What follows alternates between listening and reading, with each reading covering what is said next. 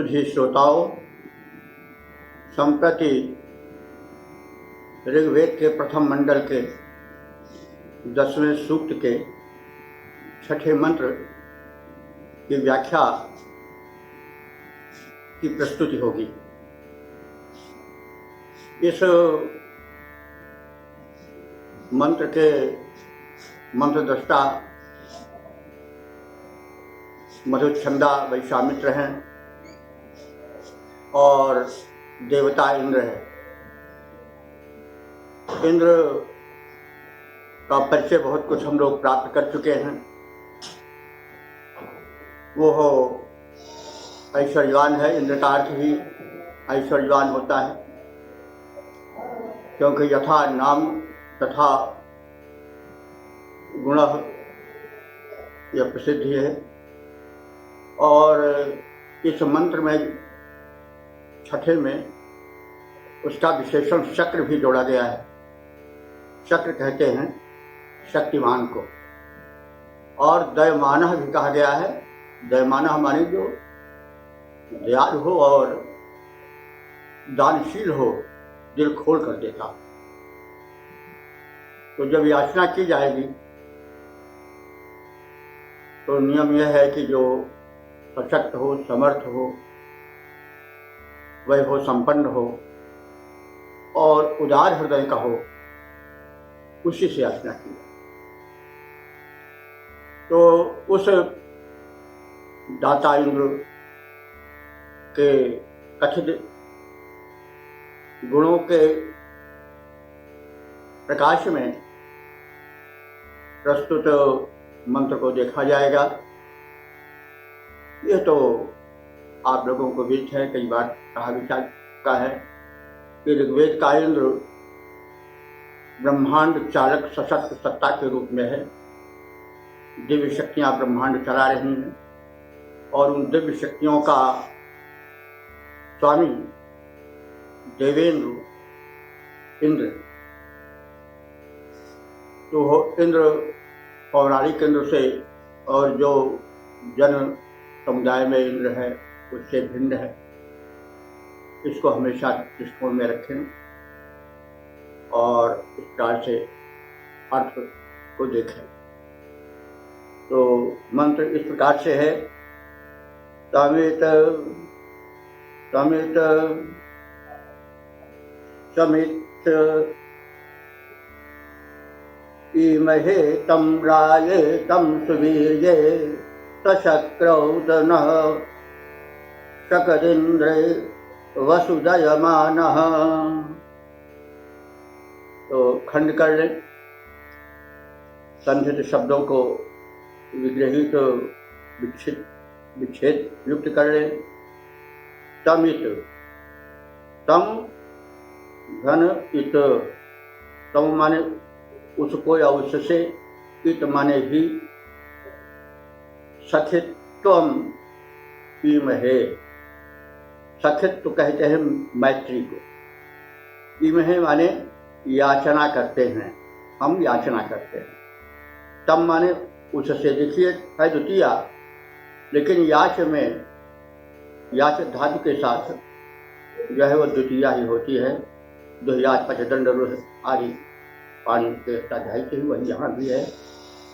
तो जिससे जाचा जाता है उसमें द्वितीया होती है। इसीलिए उससे जब तम कहा गया है द्वितीया, क्योंकि याचन में द्वितीया होती है। तो तम माने उससे, राय माने धन, और राय जो है, राय शब्द है, रे मूल शब्द है और रे राया, रे रायो राया रूप चलता है। राया माने संपत्तियां। तो राया धन, हम इमहे याचना करते हैं। सशक्र, वह जो दाता है इंद्र, वो शक्र है। शक्र माने सर्व शक्तिमान, और उत माने और, कैसा है? शकत, शकत माने सक्षम है, और कैसा है, इंद्र तो है ही है, वैभव संपन्न तो है ही है।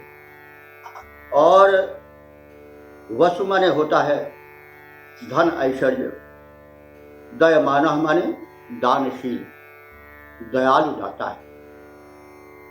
तो इंद्र के विशेषण को जान ले पहले, क्योंकि जिससे याचना की जा रही है वो दाता याचना का पात्र है कि नहीं, क्यों सबसे नहीं मांगना चाहिए। एक सैया में कहा है तुलसीदास जी ने, वही मांगो उससे जिससे कि फिर एक बार मांग लेने पर मांगने की आवश्यकता न पड़े। यही जा चकता यही जाते तो जा चकता जल जाए सुजाची जानकी जानकी। आप उस जानकी जीवन राम से याचना करें, जिससे कि याचना करते ही याचकता सदैव भस्म हो जाती है, यानी दोबारा फिर मांगने की आवश्यकता नहीं पड़ती, क्योंकि परम समर्थ हैं। इस स्थान पर यहाँ ऋग्वेद में इंद्र है, तो पहले भी कई बार कहा जा चुका है। और यह भी एक नीति का श्लोक है जो बड़े ही अनुभवी व्यक्ति द्वारा लिखा गया है कि चातक को संबोधित करके, चातक याचक होता है मेघ से। मेघदानी है, हम जानते जल बरसता है, लेकिन सभी मेघ एक तरह के नहीं होते। कुछ तो गरजते हैं, जो गरजते हैं बरसते नहीं। तो वैसे ही तमाम लोग गरजते हम बड़े बड़े हैं, ऐसे हैं वैसे हैं, लेकिन वो दें कोई आवश्यक नहीं। तो इसलिए नीतिकार बताता है कि रे रे चातक सावधान मनसा मित्रक्षाम श्रूयताम अम बहुधा बहवो ही सन्ति गगने किंतु सर्वे तो नहीं तादृशा केचिद् वृष्टिभिरार्दयन्ति वसुधाम गर्जन्ति केचिद् वृथा यम यम पश्यसि तस्य तस्य पुरुषो मा ब्रूहि दीनम वचः। हे मित्र चातक, तुम याचक हो मेघ से, लेकिन मेरी बातें सुन लो। आकाश में बादल भरे हैं, लेकिन सब एक तरह के नहीं हैं। कुछ तो केवल गर्जन करते हैं, बरसते नहीं, और कुछ बरसते हैं, गरजते नहीं। तो तुम उनसे मांगो जो कि गर्जें या न गर्जें, लेकिन बरसें, नहीं तो व्यर्थ अपने जबान को खाली मत करो। तो इस प्रकार से पात्रता का प्रदर्शन कर दिया गया है। जो ऋषि की इच्छा है वह इंद्र को इसलिए कह रहा है कि दाता मान करके उससे याचना की जाए, क्योंकि वो स्वयं दयालु है और दानशील है। दयमान उसके लिए विशेषण है। और कैसा है, शक्र है, सर्वशक्तिशाली है। यह नहीं कि मांग के ले जाओ दूसरा कोई छीन ले, शक्तिशाली भी है। और कैसा है, वसु, वसु माने वैभव का प्रदाता है, वैभवान है। और वह शकत माने सक्षम भी है। तो इसलिए तम इत सखित तईमहे, उस इंद्र से ही सखित्व मांगो। सखित्व माने मैत्री, मैत्री आवश्यक है। तो उससे ही मैत्री, निकट के संपर्क, मित्रता का संबंध जोड़ो।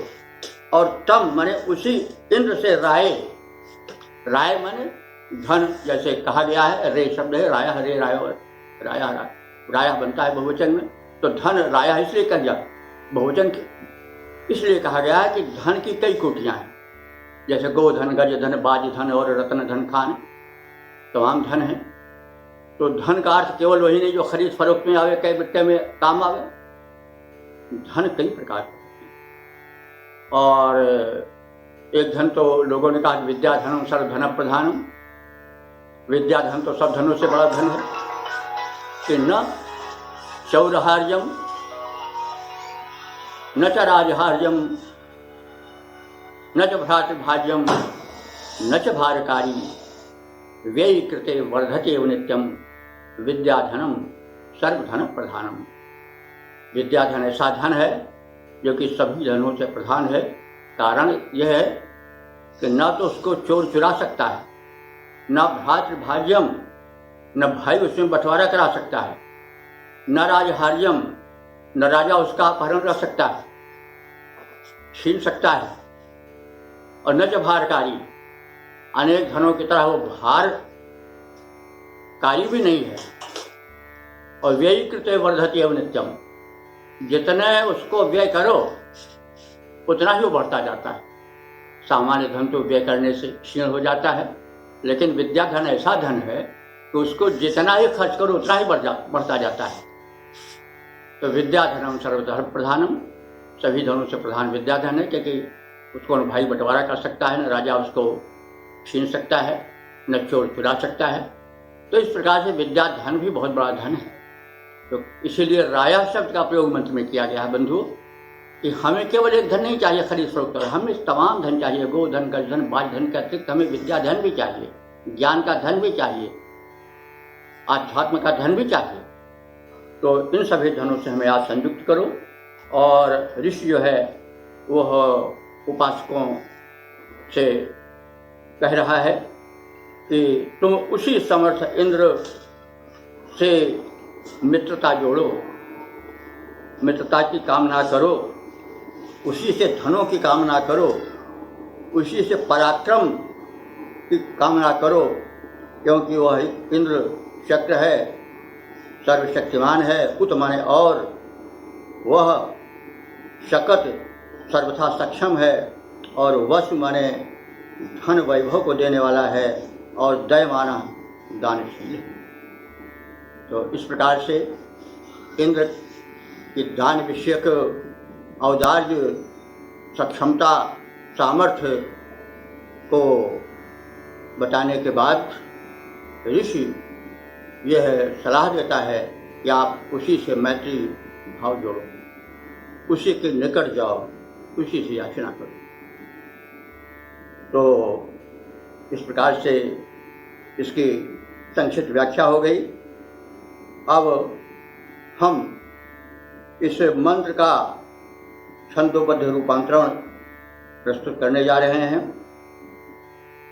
ऐश्वर्यवान जो शक्तिमान, ऐश्वर्यवान जो शक्तिमान, स्वामी समर्थ सुखदायक है, वो सखा हमारा बना रहे, अपनी प्रार्थना सुनाते हैं। उसकी मैत्री की चाह हमें, वह धनैश्वर्य का दाता है, सामर्थ्यवान सर्वेश्वर है, हम सबका भाग्य विधाता है। बल वैभव दे, बल वैभव दे, संरक्षण दे, हम उससे सब कुछ पाते हैं। ऐश्वर्यवान जो शक्तिमान, स्वामी समर्थ सुखदायक है, वो सखा हमारा बना रहे, अपनी प्रार्थना सुनाते हैं, अपनी प्रार्थना सुनाते हैं। हाँ बंधु, अब ऋग्वेद के प्रथम मंडल के 10वें सूक्त के 7वें मंत्र के व्याख्या की प्रस्तुति होने जा रही है। देवता इंद्र है और ऋषि मधुच्छिंदा वैश्वामित्र हैं।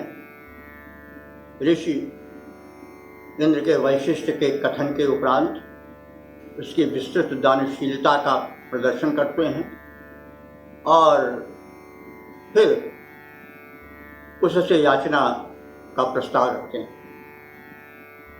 तो मंत्र इस प्रकार से है।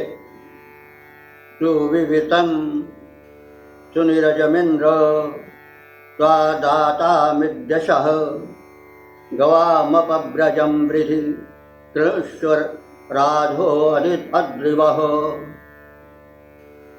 अद्रिवः, अद्रिवः पहले जाने। अद्रिवः कहते हैं वज्रधर, इंद्र का विशेषण। हे वज्रधर इंद्र, तो विवृतम, विवृतम माने विस्तृत है, स्पष्ट दिखाई दे रहा है, और सु माने भली भांति। तो और सुनीरज, सुनीरजम इंद्र, हे इंद्र सुनीरजम, जो आपका वैभव है वो अच्छी तरह से दृष्टिगोचर हो रहा है। और स्वादातम, तुम्हारा प्रदत्त, इत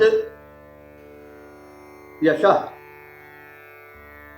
स्वाभि प्रदत्तम इत यशः है, तुम्हारे द्वारा जो दिया गया अनुदान है उससे होने वाला जो यश है वो भी सुविस्तृत और स्पष्ट रूप से दृश्यमान है।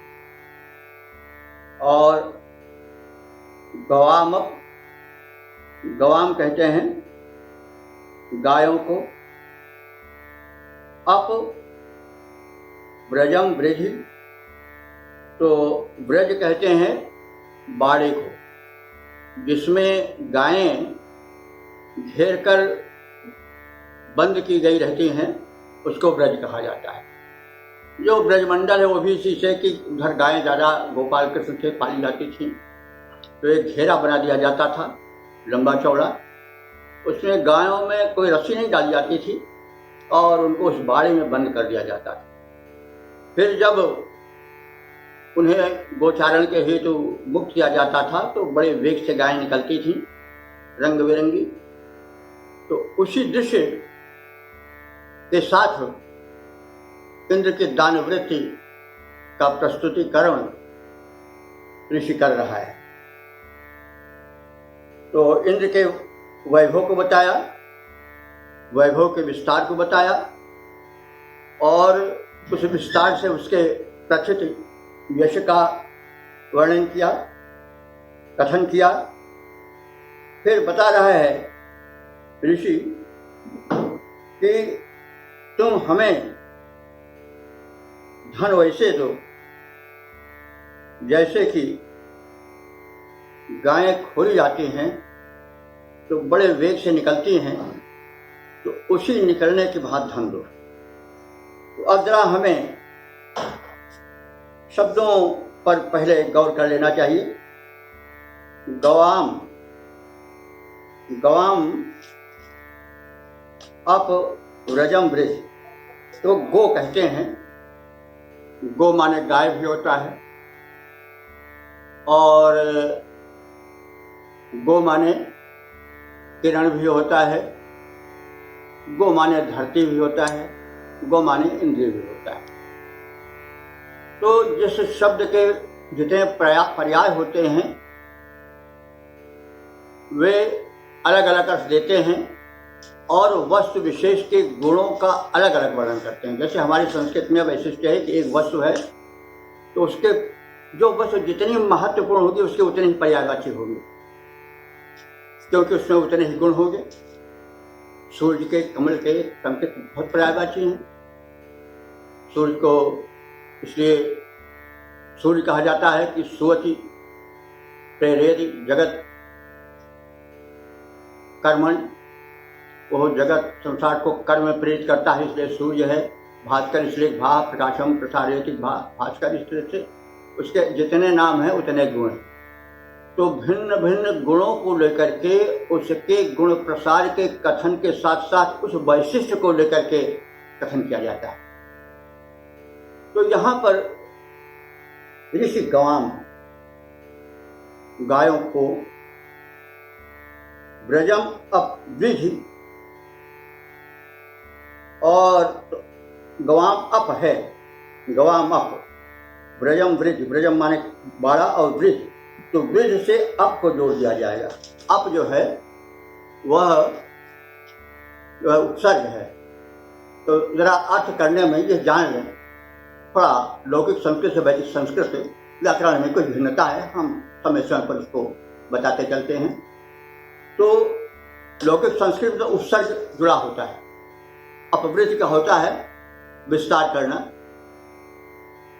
तो लौकिक संस्कृत में वो उस अप या उपसर्ग जो कुछ है उसको हम वृद्ध या उसके साथ लगा लेंगे, संज्ञा के साथ, शब्द के साथ। लेकिन वैदिक संस्कृत में उपसर्ग कथन में कहीं भी डाल दिया जाता है, आदि में, मध्य में, अंत में, लेकिन अर्थ करने वाला और समझने वाला उसको जोड़ लेता है।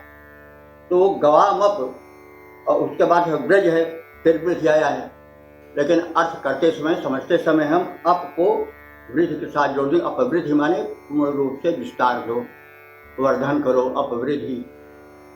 तो गवाम अपवृद्धि, गवाम माने गायों को, गवाम माने किरणों को। तो यहाँ पर हम गाय और किरण ही, इन दो ही अर्थों को विशेष रूप से प्रकाशित करेंगे, बताएंगे। तो इंद्र की पहले उदारता बताई गई और उसके लिए कहा गया कि हे इंद्र देवता, हे अद्रवा, हे वज्रधर, हे समर्थ शस्त्रधर, तुम्हारा जो सुयश है दानशीलता का वह सुविवृतम, बहुत अच्छी तरह से विवृत है, फैला हुआ है और सुनीरज में वो अच्छी तरह से देखा जा सकता है, प्राप्त किया जा सकता है। और उसके कारण दातम अभियशः, और जो दातम माने दानशीलता का यश है वो भी चारों ओर फैला हुआ है और देखा जा सकता है। तो यह तो हम देखते ही हैं कि बड़ी उदारता से जो परमेश्वर है वो हम सबको अपनी संपत्तियां लुटाता है, प्रकाश देता है तो प्रचुर प्रकाश देता है, चाहता कुछ नहीं लेकिन प्रकाश देता है कि सब उससे लाभ उठाएं। वर्षा करता है तो धरती को तर कर देता है, ये नहीं कि कुछ वो नाप तोल के भाई बिल दो तो देंगे नहीं तो नहीं देंगे। ये देखिए देव शब्द का अर्थ, और यह भूल जाइए कि देवता बड़े कंजूस थे जैसा कि प्रतीत है, वो तो दिल खोल के देते हैं और देते हैं तो चाहते नहीं कुछ। तो इंद्र तो देवेंद्र है, देवों का भी इंद्र है, वो जल देता है तो फिर कोई नाप जोक कर नहीं देता है, अपार जल देता है। उसी तरह से वायु देता है तो ये नहीं कि भाई इतना दे चुके तो फिर अभी इतने का पहले बिल दो दें, तो ऐसी बात नहीं, उसको प्रचुर रूप में प्रसारित कर देता है और करीबन धरती से ऊपर तक 2-3 किलोमीटर तक तो वायुमंडल है विस्तृत किया और चारों ओर भरे रहता है, क्योंकि सबसे जरूरी हवा है। तो वो दाता है और दिल खोल के देने वाला है और फिर उसके बदले में कुछ लेने वाला नहीं है। आप उसको स्वच्छ रखो, पवित्र रखो, पर्यावरण शोधन करो तो आप कर्तव्य। यानी मतलब हम मंत्र की व्याख्या इस प्रकार से कर रहे हैं और देवताओं के वैशिष्ट बता रहे हैं। इंद्र सर्वोच्च देव है तो उसका वैशिष्ट क्या है कि वह रक्षा के लिए तो वज्र, अद्र माने वज्र धारण किया रहता है और उसकी दानशीलता जो है वो इतनी विस्तृत है कि वह और चारों ओर यश के साथ दृश्यमान है। अब ऋषि कह रहा है कि ऐसे दानी से तुम मांगो और किस रूप में मांगो, ये कहो कि जैसे ब्रज से मानी गायों के सुरक्षा के लिए घेरे गए बाड़े से जब गायों को खोली जाती है तो गायें सरसर निकलना शुरू कर देती हैं, वैसे धन तुम्हें वह मुक्त हस्त दे। अथवा अगर हम किरण मान लें गौ का अर्थ, तो जैसे सूर्य जब उदित होता है तो ऐसा जो अंतरिक्ष है घिरा हुआ नहीं, वो समझता कोई बाड़ा है। सूर्य जब उदित होता है मानो बाड़े से निकलते हुए तो किरणें उसकी मानो गायें हैं, गौ माने किरण भी होता है। तो जैसे सूर्य अंतरिक्ष के बाड़े से निकल करके अपने किरणों का प्रसार करता है, चारों ओर जल थल नभ सब में फैल जाती है, तो हे इंद्र तुम वैसे ही हमें ऐश्वर्य दो, देने में कुछ कमी न रहे, क्योंकि आप तो परम दानी होता है। तो यह कह करके श्रोता का ध्यान आकर्षित करना चाहता है ऋषि कि वो बड़ा उदार है, आप वो संकोच मत करो, उससे कहो कि आप में प्रचुर धन दो। जैसे गाय निकलने लगती है बाड़ा खोलने पर तरह तरह की रंग बिरंगी, वैसे वो संपत्तियां वैभव देता चले। और जैसे सूर्य जब आकाश में प्राची के प्राचीर को खोल करके निकलता है तो किरण चारों ओर फैल जाती हैं, वैसे ही चारों ओर फैलने वाला यश, फैलने वाला धन हमको दो। और राधा, राध कहते हैं धन को, धन को राध कहा जाता है, क्योंकि राधयति कार्याणि इति राधा, धन सारे कार्यों को सिद्ध कर देता है, तो इसलिए उसको राध कहा जाता है। राधनोति साधयति कार्याणि इति राधा। तो हे दयालु, हे दाता, हे वज्रधरेंद्र, तुम हमको राधा धन दो और प्रचुर धन दो, किरणों की तरह प्रसरित होने वाला धन दो, बाड़े से निकलने वाले गायों की तरह लगातार निकलने वाले गोधन की तरह धन दो, और इस प्रकार से हमारा वर्धन करो, अपवृद्धि हमें बढ़ाओ, हमें विकसित करो। तो यह तो मंत्र की साधारण व्याख्या हो गई। अब हम इस मंत्र के पद्यार्थ या पद्य रूपांतरण को देखेंगे। ऐश्वर्यवान दाता स्वामी समर्थ भगवन, तेरा प्रदत्त वैभव सब ओर छा रहा है। ऐश्वर्यवान दाता स्वामी समर्थ भगवन, तेरा प्रदत्त वैभव सब ओर छा रहा है। तुमने दिया सुयश जो हमको उदार दाता, रवि रश्मि के सदृश वो फैला दिखा रहा है। जो गोप छोड़ता है गो का समूह ब्रज से, देता बिखेर रवि ज्यों निज रश्मियाँ सुनहली। वैभव विपुल हमें दो वैसे उदार दाता, हे वज्रपाणी याचक स्तुति सुना रहा है। ऐश्वर्यवान दाता स्वामी समर्थ भगवन, तेरा प्रदत्त वैभव सब ओर छा रहा है। तेरा प्रदत्त वैभव सब ओर छा रहा है।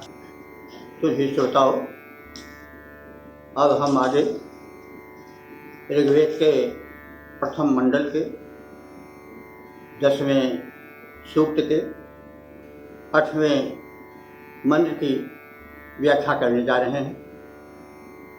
इस मंत्र में इंद्र के विराट स्वरूप का चित्रण किया गया है। वो सर्वव्यापक है और अस्तुत्य है, स्तुति करने योग्य है, और वह हमें वाणी का बल दे, धरती भूमि का बल दे और ज्ञान का बल दे। यह उससे प्रार्थना की गई है, क्योंकि बिना इन सब के व्यक्ति का होना या ना होना कुछ महत्व नहीं रखता है। धन की याचना की गई है। आपने देखा है व्यक्ति के जीवन में, और लोगों ने कहा भी है कि जो जाते नए रिश्ते अगर जर पास होता है, जर धन, जुड़ जाते नए रिश्ते अगर जर पास होता है, टूट जाता गरीबी में जो रिश्ता खास होता है। इसे नहीं दरिद्र सम दुख जगमा है, तुलसीदास जी ने भी कहा है। तो दरिद्र मत बनो, सशक्त बनो, समर्थ बनो, हाँ दानी बनो, ये बेहतर।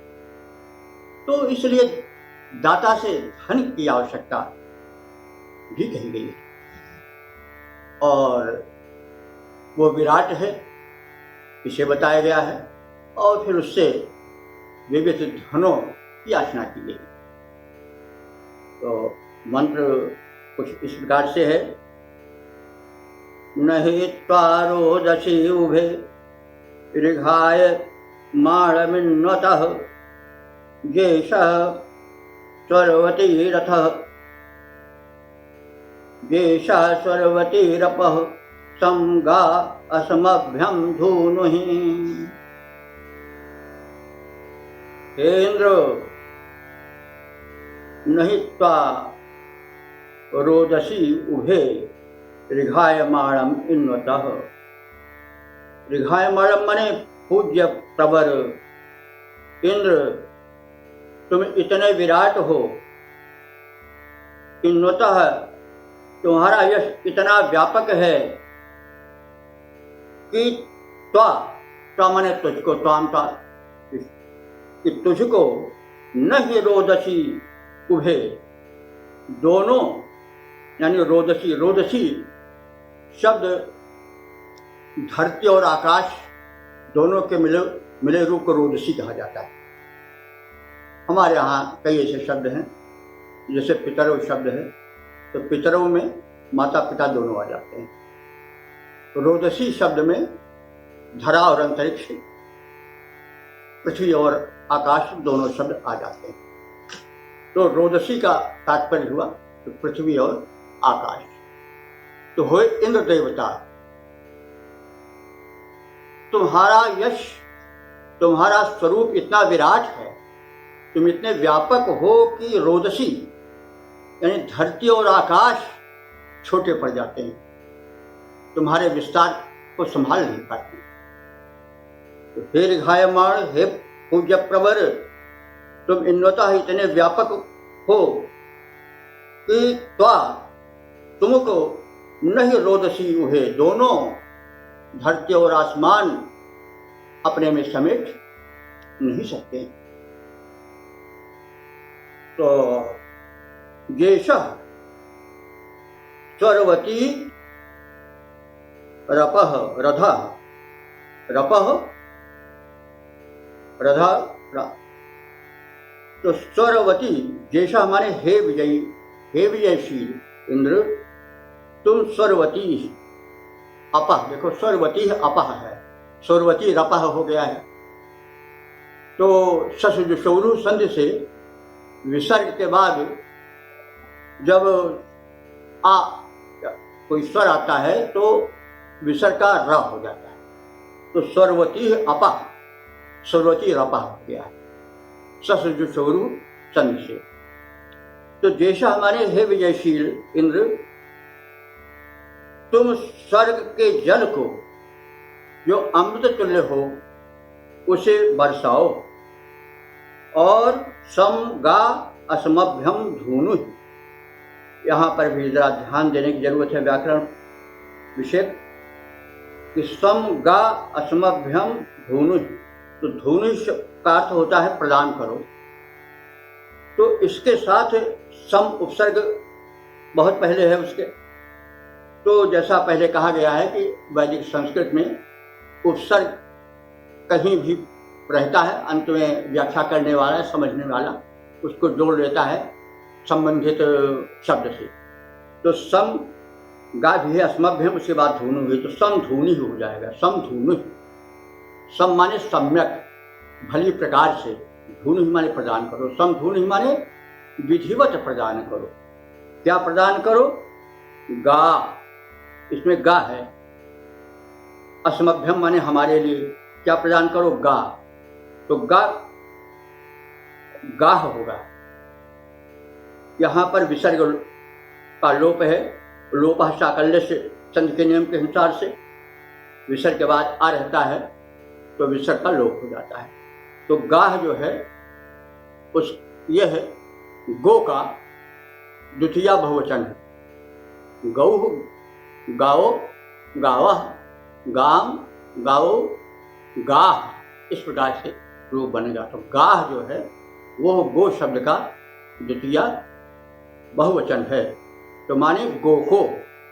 तो गो के कई अर्थ होते हैं, पहले भी कहे गए हैं। गो माने होता है धरती भी होता है, गो माने इंद्रिय भी होता है, गो माने किरण भी होती है। तो इस प्रकार से कि हे विजयी इंद्र, तुम हमें स्वर्ग से अमृत तुल्य जल दो, और क्या दो? गाह, गाह माने धरती भी दो, हमारे पास भूमि हो ताकि हम कृषि आदि और उद्योग कर सकें, रह सकें।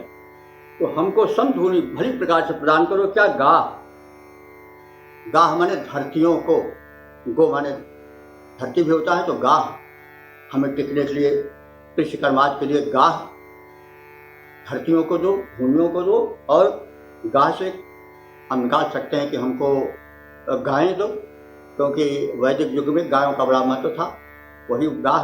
अच्छा, एक चीज़ और जान लो बंधुओं कि गो शब्द जो है वो गाय और बैल दोनों के लिए उपयुक्त होता है। पशु विशेष गाय है, गल कंबल वाली, जिसके गले में एक ऐसा लटकता रहता है कंधा, वो और पशु में नहीं होता। तो ऐसे पशु विशेष गो जो बहुत बड़ा धन है, उस गो को भी हमें दो। तो गो धरती रूप में गो दो, और पशु रूप में हमें प्रचुर मात्रा में गाय दो। और गो माने वाणी भी होता है, हमें वाणी की शक्ति दो, क्योंकि वाणी की शक्ति रहती है तभी तो व्यक्ति अपने ज्ञान को प्रकाशित कर पाता है। तो बिना गोरसम को रसम पंडिता नाम, बिना गोरसम को रसम कामिनी नाम, बिना गोरसम को रसम पंडिता नाम। तो अगर पंडित में गो का, वाणी का रस न हो तो पंडित क्या है? बिना गोरसम को रसम भोजना नाम, अगर गोरस न हो तो भोजन में क्या रस? गोरस में सब गधिया जाते हैं। और बिना गोरसम को रसम कामिनी नाम, अगर इन कामिनी के इंद्रियों में, नेत्रादि में और सब कहीं आभा न हो, वो विकृत हो, तो उसमें क्या आनंद रह जाएगा? तो गो का, तो बिना गोरसम को रसम भोजना नाम, बिना गोरसम को रसम पंडिता नाम, बिना गोरसम को रसम कामिनी नाम। तो हमें आप गो दो और संधूनी माने भली प्रकार से दो। तो यानी हमें वाणी का बल दो, हमें भूमि दो, और हमें गो, अगर हम किरण का लेते हैं तो ज्ञान का अध्याहार करना पड़ेगा। हमें ज्ञान की किरणें दो ताकि हम अज्ञान के अंधकार का भेदन कर सकें। तो इस प्रकार से गो के जितने अर्थ होते हैं लागू यहाँ पर, उन सबको हमें समझना चाहिए। तो ठीक है, जो बड़ा है उससे बड़ी की ही याचना करनी चाहिए। एक राजा के पास जाए, सम्राट के पास जाओ, मांगे उससे क्या महाराज हमको एक टोपी दे दो, टोपी मांगने वाले की कमी है। तो मतलब वो विशाल है, महान है, उदार है, समृद्धिशाली है, तो हमें उससे दिल खोल कर मांगना चाहिए। तो ऋषि कह रहा है कि धरती को तर करने वाला स्वर्गीय जल हमको दो, अप जल को कहते हैं, और क्या दो? संधूनी यानी भली प्रकार प्रदान करो। क्या? गा माने गाह, वही जैसे हमने कहा, अस्मभ्य माने हम सबके लिए प्रदान करो। गाह जो मैंने विभिन्न विभिन्न बातें जो बताई गई, वाणी बल, भूमि बल, गो बल यानी गोधन, आज हम सबको भली प्रकार से प्रदान करो। हे दानी इंद्र, आपसे यह प्रार्थना है, और आप पूज्य हो, सब प्रकार से समर्थ हो, आपका यश चारों ओर फैला है, आप इतने विराट हो कि रोदसी धरती और आसमान आपके विस्तार के आगे छोटे पड़ जाते हैं। आपके समर्थ के शरण में है, हमें आप कथित वस्तुएं प्रदान करो। तो ये सामान्य व्याख्या हो गई। अब उस विराट ब्रह्म इंद्र से जो प्रार्थना की जा रही है मंत्र में, उसी का पद रूपांतरण प्रस्तुत किया जा रहा है कि हे इंद्र रूप भगवन, व्यापक सर्वत्र हो तुम, धरती गगन न तुमको संकटे संभालो स्वामी। हे इंद्र रूप भगवन, व्यापक सर्वत्र हो तुम, धरती गगन न तुमको सकते संभालो स्वामी। तुमसे बड़ा न कोई सामर्थ्यवान जग में, तुम पूज्यतम परम हो सबसे विशाल स्वामी। जय प्राप्त हो सभी पर, जय प्राप्त हो सभी पर, हो शक्तिमान इतने।